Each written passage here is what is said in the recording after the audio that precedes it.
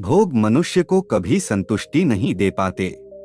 मनुष्य जितना अधिक सुखों का भोग करता है, उसकी भोग लालसा उतनी ही तीव्र होती जाती है। शंकराचार्य के शाप से जब महाराज ययाति एकाएक बूढ़े हो गए तो उन्होंने अपने 5 पुत्रों से उनकी युवावस्था मांगी।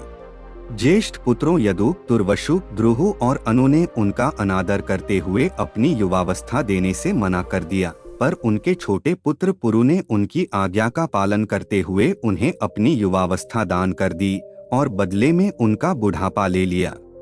बुजुर्ग ययाति युवा हो गए और युवा पुरु बुजुर्ग।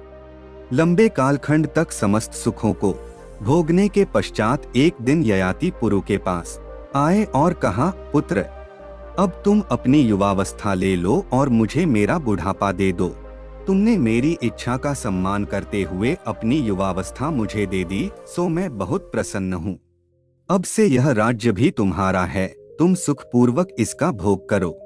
मैं अब वन में जाकर तपस्या करते हुए अपना अंतिम समय बिताऊंगा। पुरु मुस्कुराए, पूछा, आपकी इच्छा का सम्मान करना मेरा धर्म था, किंतु क्या आप संतुष्ट हैं पिताश्री? ययाति ने उत्तर दिया, नहीं। 1000 वर्षों का विलास भी मुझे संतुष्ट नहीं कर पाया, किंतु तुम्हें तुम्हारी वस्तु तो वापस करनी ही थी, सो चला आया हूँ। पिताश्री, यदि आप संतुष्ट नहीं हैं तो आगे भी मेरी युवावस्था रख सकते हैं। मुझे इसकी आवश्यकता नहीं है, क्योंकि मैं अपनी अवस्था से संतुष्ट हूँ। मुझे सुख का लोभ नहीं है, नहीं मैं आपको अपनी युवावस्था देने के बदले आपसे राज्य लेना ही चाहता हूँ, पुरु ने प्रसन्नता पूर्वक कहा। ययाति ने आश्चर्य से देखा, आपने साधु पुत्र की ओर, उसके मुख पर दिव्य कांति पसरी हुई थी। पुरु उनके भाव समझ गए। कहा, भोग मनुष्य को कभी संतुष्टि नहीं दे पाते पिताश्री।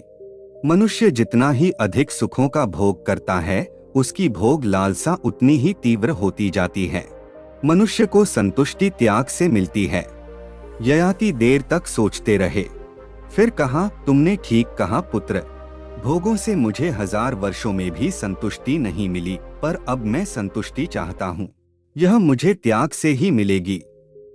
मैं अब यह युवावस्था त्यागना चाहता हूँ, तुम इसे ले लो। पुरु ने हंसकर स्वीकार कर लिया।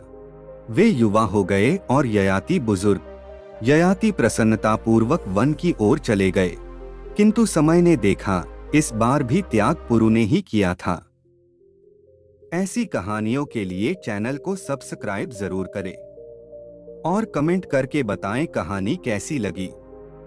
और हाँ, कहानी को अपने दोस्तों से शेयर करना न भूलें। मिलते हैं नई कहानी के साथ।